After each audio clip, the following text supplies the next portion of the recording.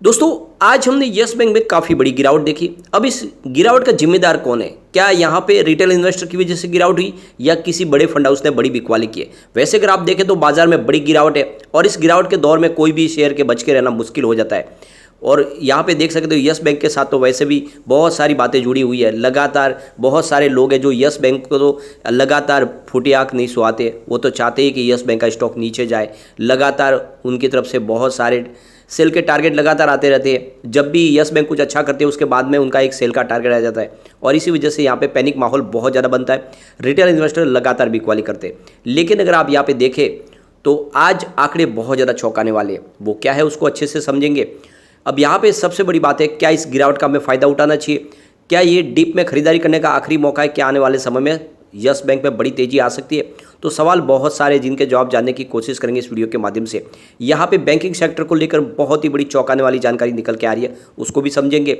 और यहाँ पे रेटिंग एजेंसियाँ क्यों बैंकिंग शेयरों में निवेश की सलाह दे रही है उसको भी समझेंगे। लेकिन सबसे पहले अगर हम BSE सेंसेक्स की बात करें तो आज 57,145 के स्तर पर क्लोजिंग रही। 953 पॉइंट की बड़ी गिरावट देखी हमने। 1.64% गिरा हमारा BSE सेंसेक्स और फ्राइडे को भी लगभग 1000 पॉइंट की बड़ी गिरावट थी। यानी 2 ट्रेडिंग सेशन में ही हमारा BSE सेंसेक्स 2000 पॉइंट लूज कर गया।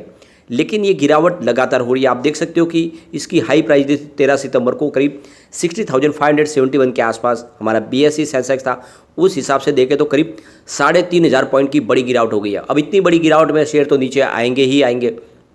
अब अगर हम यस बैंक की बात करें तो शुरुआत हुई आज 16 की, यानी थोड़ी सी नीचे की तरफ, यानी 16.20 की क्लोजिंग थी वो फ्राइडे की थी और ये दिन भर का हाई है। वहाँ से जो लो बना वो है 15.35 का, यानी काफ़ी बड़ी गिरावट हुई। अंत में क्लोजिंग भी नीचे की तरफ ही है, 15.45 पर गिरावट है। 4.63% गिरा हमारा यस बैंक, यानी लगभग 4.5% की गिरावट रही। अब यहाँ पे आप देख सकते हो 20 जून 2022 को ये 12.5 के आसपास था, यानी 12.35 की प्राइस थी। उस हिसाब से अभी भी इसमें कम से कम 3 रुपये का हमें तेज़ी देखने को मिल रही है। यानी पिछले एक साल के हिसाब से ये लगभग यही प्राइस है, यानी 19% की अभी भी हमें पॉजिटिव माहौल देखने को मिल रहा है पिछले एक साल के हिसाब से। और आप ये देख सकते हो कि आज की जो प्राइस है वो हमने इससे पहले 10 अगस्त को देखी थी 2022 को। तो आप देख सकते हो कि लगभग 1.5 महीने में स्टॉक फिर से उसी जगह पे आया है। लेकिन इसके बीच में इसने 18.20 की हाई भी बनाई, यानी ऊपरी लेवल से देखें तो लगभग आपको 3.25 रुपये नीचे स्टॉक दिखाई देगा। लेकिन अब अभी भी निचले लेवल से काफ़ी ऊपर है, यानी ये समझ लें एक तरह से सेंटर में स्टॉक आ चुका है और ये इस लेवल पे खरीदारी के लिए मुझे काफ़ी अट्रैक्टिव लग रहा है स्टॉक।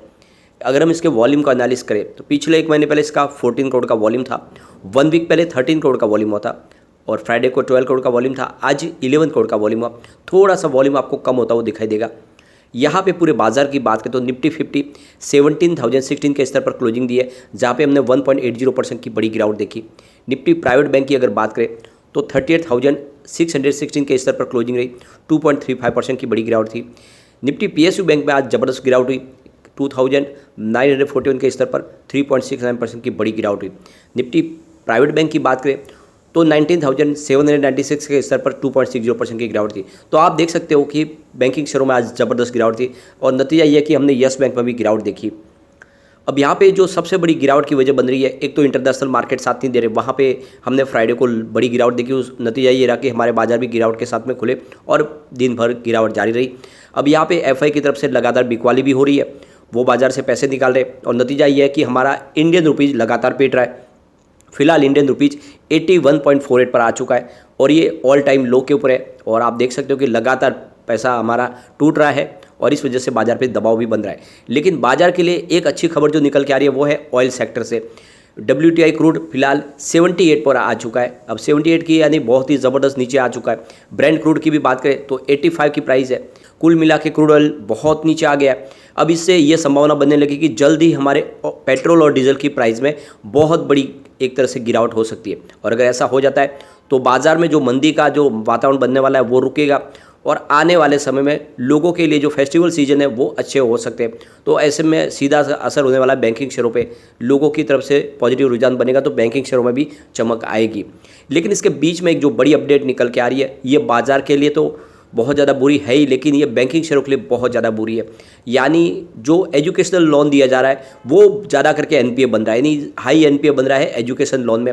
7.82% का जो NPA बन चुका है एजुकेशन लोन। अब यहाँ पे आप देख सकते हो कि लगातार बैंक है इससे परेशान है, एजुकेशन लोन एनपीए बनते जा रहा है। करीब इस समय जून एंड की बात करें तो यहाँ पे 80,000 करोड़ रुपीज़ एनपीए बन चुका है, एजुकेशन लोन जो दिया है अलग अलग कैटेगरीज के अंदर। ऐसे में बैंकों के लिए बहुत ज़्यादा मुश्किल हो रही है आगे कारोबार कैसे करें। और ये बैंकिंग सेक्टर के लिए सबसे बड़ी प्रॉब्लम यह है कि वो एजुकेशन लोन के लिए मना भी नहीं कर सकते, क्योंकि सरकार की तरफ से भी उनको ज़्यादा फोर्स किया जा रहा है कि आपको ज़्यादा से ज़्यादा एजुकेशनल लोन प्रोवाइड करना है, और आगे जाके वो सारा एनपीए बन रहा है। अब इसके पीछे जो सबसे बड़ी वजह निकल के आ रही है वो ये है कि बहुत सारे लोग ग्रेजुएट होकर निकल रहे हैं, लेकिन उतनी जॉब अपॉर्चुनिटी नहीं, यानी जितने भी लोग ग्रेजुएट होकर निकल के रहे उनके हिसाब से उनको जॉब नहीं मिल पा रही। और ऐसे में जब उनको जॉब नहीं मिलेगा तो वो जो उन्होंने एजुकेशनल लोन लिया वो कहाँ से चुकाएंगे, और इसी वजह से लगातार एनपीए बन जा रहा है। तो सबसे बड़ी प्रॉब्लम है जॉब की, और इसने बैंकिंग सेक्टर के ऊपर एक बहुत बड़ी घात कर दी है। ऐसे में सरकार को इसके लिए कुछ सोचना होगा, वरना बैंकिंग सेक्टर को बहुत सारी प्रॉब्लम हो सकती है। दूसरी तरफ अगर इंडिया रेटिंग की बात करें तो इंडिया रेटिंग ने यहाँ पे बैंकिंग सेक्टर को लेकर उसकी रेटिंग को बढ़ा दिया है। उनका कहना है कि फाइनेंशियल ईयर 2023 तक 13% की ग्रोथ देखने को मिल सकती है एक सेक्टर में। और यहाँ पे उनका कहना है कि रीज़न बहुत सारे हैं, मल्टीफोल्ड यहाँ पे ग्रोथ बन रही है। जिस तरह से कोविड के बाद में इस सेक्टर की रिकवरी हुई है, और अब जब लोगों के कारोबार की सारी की सारी गतिविधियां पटरी पे आ चुकी है, ऐसे में बैंकों की तरफ लोगों का रुझान बढ़ा है। यहाँ पे चाहे आप कॉर्पोरेट लोन हो या फिर कमर्शियल लोन हो या फिर आप देखो तो होम लोन हो, व्हीकल लोन हो, हर तरह के लोन लेने के लिए लोग अब पढ़ापढ़ी कर रहे हैं। तो ऐसे में आप देख सकते हो बैंकिंग सेक्टर के कुछ अच्छे दिन तो आएंगे, और ऐसे में आपको भी मौके का फ़ायदा उठा के बैंकिंग शेयरों में निवेश कर लेना चाहिए। यहाँ पे जो आज सबसे अच्छी खबर हमारे लिए निकल के आई यस बैंक से, वो ये है कि आज बड़े फंड हाउस ने बिल्कुल बिकवाली नहीं की है। आज उल्टा बड़े फंड हाउस की तरफ से कुछ हमें खरीदारी होती हुई दिखाई देगी। लेकिन ये जो आज बिकवाली हुई, ये सारी की सारी पैनिक सेलिंग सिर्फ रिटेल इन्वेस्टर ने किया। रिटेल इन्वेस्टर का ही ये माल जो है उनके हाथ से गया है। आप देख सकते हो कि आज जो बड़ी खरीदारी हुई वो है 1:04 पर, जहाँ पे हमने 15.65 की प्राइस से करीब 10,61,000 शेयरों की बड़ी खरीदारी होती हुई दिखाई दी। उसके बाद देखें तो 2:05 पर हमने 15.65 की प्राइस से 12,18,000 शेयरों की एक और बड़ी खरीदारी होती हुई दिखाई दी। तो इतनी बड़ी गिरावट में भी यहाँ पे बड़े फंड हाउस खरीदारी कर रहे हैं। लेकिन ये जो बिकवाली हो रही है ये सारी रिटेल इन्वेस्टर की तरफ से हो रही है। उनको लगातार अभी भी डर बना हुआ है कि ये स्टॉक फिर से नीचे आएगा, लेकिन ऐसी बात नहीं है। आपको डिप में जितना मिले यस बैंक खरीदना चाहिए, क्योंकि अब यस बैंक की प्रॉब्लम सॉल्व हो चुकी है। यस बैंक अपने एनपीए से निपटारा पा चुका है। जल्दी ही एआरसी के माध्यम से सारा का सारा उनका एनपीए जीरो होने वाला है। दूसरी तरफ उनके पास एक बहुत बड़ा फंड आने वाला है, करीब 10,000 करोड़ रुपीज़ का एक बड़ा निवेश आने वाला है। ऐसे में उनका बिजनेस बहुत तेज़ी से बढ़ेगा। तो ऐसे में बिना डरे निवेश किया जा सकता है। लगातार उनका बिजनेस बढ़ रहा है। और यहाँ पे सबसे जो अच्छी बात है कि देख सकते हो कि कम्युनिटी सेंटीमेंट भी स्टॉक के साथ बना हुआ है। 76% बाई की कॉल है, 14% सेल की कॉल है, 10% होल्ड की कॉल है। तो यहाँ पे आप अच्छे से देख सकते हो 100 में से 86% लोग तो इसको लेना पसंद करें। अब पिवट लेवल को भी एक बार चेक कर लेते हैं, तो यहाँ से अगर गिरावट हो जाती है तो 15.88 का पहला सपोर्ट है, ये सपोर्ट तो टूट चुका है। अब सेकंड जो सपोर्ट निकल के आ रहा है वो है 15.57 का, तो ये भी टूट चुका है। प्राइस जिससे नीचे आ गई है तो काफ़ी ज़्यादा पैनिक माहौल तो बना है। अब तीसरा सपोर्ट इसका 15.13 का निकल के आ रहा है। तो यहाँ पे एक तरह से देखें तो गिरावट का दौर जारी है। इतनी बड़ी बाजार में गिरावट हो चुकी है, लगभग ऊपर के लेवल से सेंसेक्स 3,500 पॉइंट गिर चुका है। तो ऐसे में दूसरे शेयर भी गिरेंगे ही गिरेंगे। अब पॉजिटिव माहौल बनना शुरू होगा तो 16.63 का इसका पहला रेजिस्टेंस है, इसको पार कर लेगा तो फिर 17.07 की प्राइस हमें वापस देखने को मिल सकती है।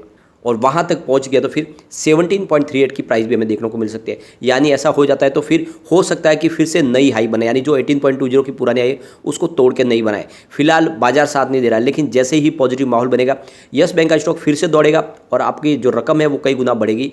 नजरिया लॉन्ग टर्म का है तो बिल्कुल डरने की बात नहीं। शॉर्ट टर्म इन्वेस्टर को तो वैसे भी मैंने इस स्टॉक से बिल्कुल दूर रहने के लिए कहा गया है, क्योंकि यहाँ पे इस तरह से अप डाउन होती रहती है।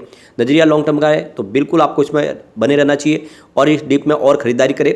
यह स्टॉक आने वाले समय आपको मालामाल कर देगा। लेकिन फ्रेंड, कोई भी इन्वेस्टमेंट करने से पहले अपने फाइनेंशियल एडवाइजर से एडवाइस ले ले या अपना खुद का रिसर्च करें, क्योंकि मैंने वीडियो आपके एजुकेशनल पर्पज के लिए ही बनाया। वीडियो पसंद आए तो लाइक शेयर जरूर कीजिए और चैनल को सब्सक्राइब कर दीजिए।